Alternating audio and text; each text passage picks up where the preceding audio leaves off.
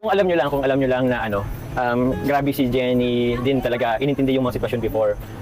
So yun, that time, around yung kasagsagan pa ng Love Team, yan, sobrang supportive in understanding ni Jenny. Yes. Sa mga hindi lang nakakaalam. Hello mga sangkay, mga kalingap! Welcome back to my channel. Ito po muli ang yung sangkay na sa Sangkay Lons muling nagbabalik. Kumusta? Kumusta kayong lahat? Sana nasa maayos na kalagayan ng lahat. Mapa dito sa Pilipinas or sa mga nasa ibang bansa, dobling ingat tayo, no? So, mega love shoutout sa inyong lahat sa Team Sangkay Original, Team Sangkay Sponsors, Team Kalingap, Kuya Val, at Edna Kalingap Rob. Sa lahat ng aking mga followers, supporters, and subscribers. Sa mga lolos, lolas, FWs, and PWDs, mega love shoutout sa inyong lahat, and of course, I love you all. Ayan. Pasensya na nabubulol si Sangkay. No. Pasensya na. So, mega love shoutout sa inyong lahat, no? Sa lahat ng mga nagmamahal kay Sangkay. So, ngayong araw nito mga Sangkay, gagawa tayo ng reaction video. Ito yung patungkol sa aking napanood. No? Ito yung napanood ko sa interview ni Hana, no? Sa kay Jomar. Medyo nadulas siguro dito si Jomar, no? Meron tuloy tayong nalaman patungkol dito sa interview na ito. So, panoorin natin itong interview na ito, itong kapiraso na ito. Then after natin na mapanood, magbibigay ako ng opinion or koro-koro patungkol dito. Tara mga sangkay, mga kalinga, panoorin natin. So, paano mo i-describe ang friendship niyo naman ni Kalingap Dan? Ang friendship namin, parang lang kami magkapatid. Kasi wala akong sa Kalingap, nandun ka pa sa Manila. Oo. Dati kasi, bago pa lang ako sa Kalingap, nag-ayanayin po pa Manila si Kalingap Dan. Yes, Diba? and nakita namin po siya ni Deans sa bahay sa Manila. Sa Manila. So, hindi pa po ako nakakarating sa Daet. Kailan ako na si Kalingap Jomar. Oo po, mga bago pa lang ako niyan. So parang, doon na talaga, kumbaga, mula noon hanggang ngayon, yun pa rin yung treatment. Ano namin, tawag samahan. And kay kapatid. Papa Joms, kay Jenny, syempre si Jenny ay kasama mo din off-cam, Yes nakakasama po. mo. Ano Yes naman po. ang ano mo kay Jenny? O yun, siyempre, ito, ano na to. Siyempre, alam naman ng lahat. So, di ko na rin itatanggi po na nakasama ko din na talaga po si Jenny, sila Kalingap Dan, paminsan-minsan dati. At ngayon, bihira na lang din kasi yun na nga, buntis. Pero si Jenny, bilang napaka-ano kasi niya, sobrang understanding. Alam ko lang kung naano niya. Pero sa akin kasi parang sobrang understanding niya. Kasi hindi kasi kumbaga, hindi kasi siya sa pagiging vlogger, si Jenny. Oo nga. Si Kalingap din naman is sa vlogging. Uy, si Si Alec. So hindi rin mahirap kay Jenny sa sitwasyon niya yung mga nangyayari before. Pero inintindihan lahat. Supportive siya. Inintindihan niya hindi lang sa kanya, hindi lang kay Dan. Kahit yung ibang tao na around Dan, inintindihan. Viewers and supporters. Supporters. Laging kinukonsider. Kung alam nyo lang na grabe si Jenny din talaga, inintindi yung mga sitwasyon before. So yun, that time, around yung kasagsagan pa ng Love Team, yan, sobrang supportive in understanding ni Jenny. Yes. Sa mga hindi lang nakakaalam. Ito sinasabi ko lang din para, kasi alam mo nga na hindi deserve ni Jenny yung mga bashing. So para sa akin naman yun. So yun, sinasabi ko lang, sinishare ko lang po. Wala na po sa akin, nasa sa inyo po kung ano paniwaran nyo or kung hindi nyo tanggap. Wala po problema at respetuhin ko naman po yun. Pero sa atin, di ba, kilala natin personally, ayun lang ang opinion natin. Salamat Kalingap Joms.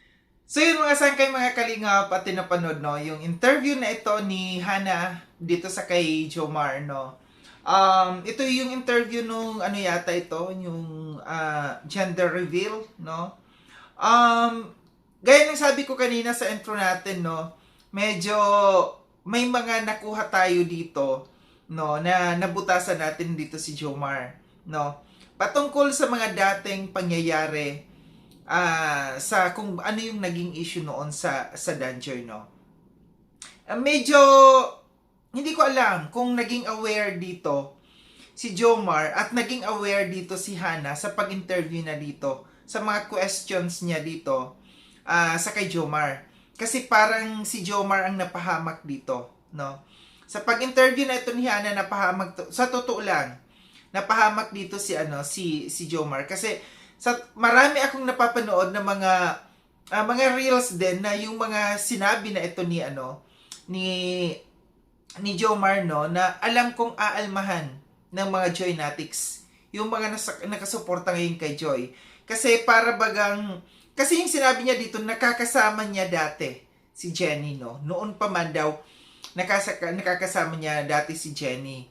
And si Jenny, sobrang understanding. Yung mga words na yun, yung portion na yun doon, intindihin ninyo kung ano bang ibig sabihin doon.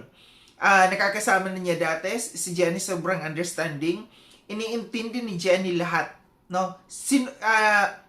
Dinagdagan pa dito ni Hana na iniintindi yung hindi sa mga viewers, sa lahat iniintindi daw ni Jenny. Yung sabi niya, kung alam nyo lang, no, na iniintindi ni Jenny ang mga pangyayari before, no, kahit nung kasagsagan daw nung love team pa. So anong ibig sabihin dito, no? Ibig sabihin, alam talaga ng K-Boys, or kahit wag na yung isama natin yung ibang K-Boys, kundi dito na lang si Jomar, no, na alam niya yung mga pangyayari na alam ni Jenny, yung mga pangyayari noon nung may love team pa, no, na alam niya na yung love team na yon ay hindi totoo, at alam nila, no, at saka alam nila na si Jenny nandyan na sa buhay ni Dan nung time na may love team pa. So ito yung sinasabi ko dito, no? Ito yung sinasabi ko dito, no, na napahamak dito si Jomar. Imbis na si Jomar ay tahimik, hindi nadadawit doon sa mga Joynatics, no? Napahamak dito sa interview na ito ni Hana. Na hindi naintindihan, na hindi naisip ni Hana yung questions niya at yung maisasagot dito ni Jomar, mabubutasan at mahahanapan dito ng issue, no? Kasi hindi lamang alam ko marami na diyan, kahit doon sa mga post doon sa sa FB page ng John Carl 18, nagkalat na rin yung mga ganitong post doon, no? Ibig sabihin lamang, no, yung pag-uplift dito ni Jomar, no, at saka ni Hana sa kay Jenny, na para bagang ang tagal-tagal na talaga nilang kilala si Jenny, no. Although tapos na ito ng mga pangyayari at naliwanagan na ito sa ibang mga viewers, no, lalo't sa Joynatics, kaso nga lang naungkat ulit. Alam ko muling mananariwa dito sa mga viewers ng Joynatics, no, yung mga pangyayari, no, na imbis unti-unting naghihil na unti-unti nang naghihilom, no, yung sakit na kanilang nararamdaman. Pero anong nangyari? Parang muli nilang binuksan itong pangyayari noon, no, na alam nila yung mga alam nila na meron na palang jowa noon, si Dan, na meron na palang Jenny noon, pero hindi nila sinabi. Diba? Ito yung point ko dito, na sana man lang, no, hindi na sana in-interview ni Hana si Jomar, kasi napahamak dito si Jomar. Kasi lumabas dito na alam ni Jomar noon pa na mayroon ng Jenny sa buhay ni Dan kahit nung love team pa. So alam ko masasaktan, no, yung Joynatics dito, muling masasaktan, no, yung mga Joynatics dito, pero okay na yun, no. At least alam natin na alam kung anong pangyayari. Alam pala ng iba, no, ng iba, hindi lamang ng Team Brooks, kundi pati na Jomar. Alam ni na Jomar noon. Pero naintindihan ko si Jomar na hindi siya pwedeng magsalita noon, hindi siya pwedeng manghimasok kung ano man yung mga pangyayari noon. Hindi siya pwedeng magsalita. Pero nga lang, tahimik na kasi. Lusot na si Jomar doon kaso nga lang, inungkat in-interview ni Hana. Ito yung nakakasama, no? Kasi pansin ko sa mga content ngayon ni Hana, puro pag-i-interview.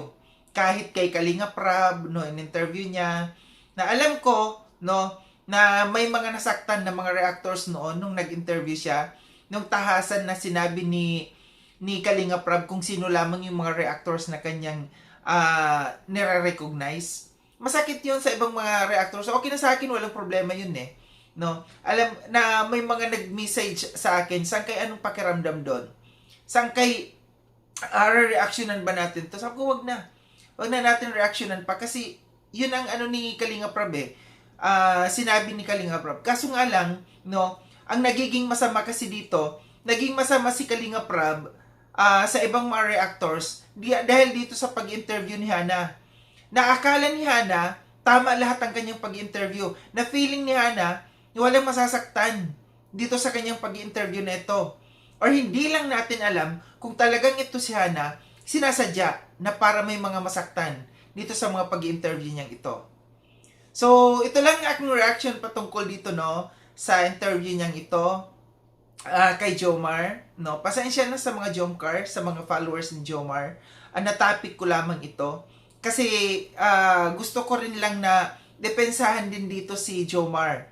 Na hindi kasalanan ni Jomar dito, kung mapansin man ng mga Joynatics, no, na alam pala ni Jomar yung mga pangyayari noon, hindi kasalanan ni Jomar. Kasalanan nitong nag-interview kay Jomar kung bakit na nakapagsalita na ilabas ni Jomar na alam niya pala na may Jenny na pala noon, no, during love team pa ng Danchoy. So muli maraming salamat mga sangkay no sa panonood. Sa mga hindi pa nakapag-subscribe kay Sangkay Lons, subscribe niyo na po ako. Click yung notification bell para updated kayo sa lahat ng mga videos na aking gagawin. Like and share itong video na itong mga sangkay. Kita-kits tayo ulit sa susunod na video na aking gagawin. Ingat kayo sa ang dako ng mundo mang kinaroroon. Paalam na mga sangkay mga kalinga, paalam.